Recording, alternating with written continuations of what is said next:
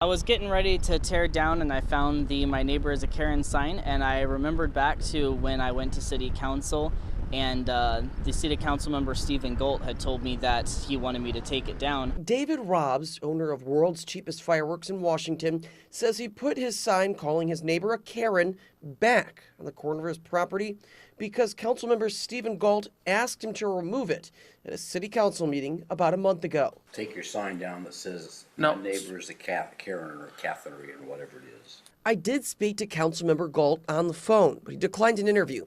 Rob says the request to remove the Karen sign violates his free speech, and within only a few hours of the sign being on display again this week, a visitor came by the tent. I actually got a visit from Councilman Golt, and he said to take down the sign and that he was going to do his damnedest to make sure that I did not get a license to set up this year. Washington Mayor Jaron Rosine says Robbs called to complain about the discussion with Councilmember Golt after putting the sign out. Our First Amendment rights are protected, but our First Amendment isn't without consequence. The mayor says the legalization of fireworks has not been a positive one for Washington, and not just from short fuses with people.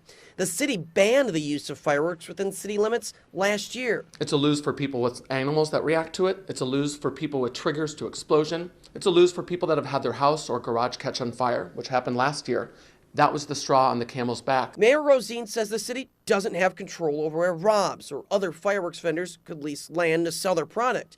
Robbs says he does plan to reopen in Washington, but says his concern over free speech still stands. My thing is the fact that he's using his authority as a council member to specifically try and ruin a business that isn't even in his ward that he's over. In Washington, Brian Tabbitt, KCRG TV 9 News.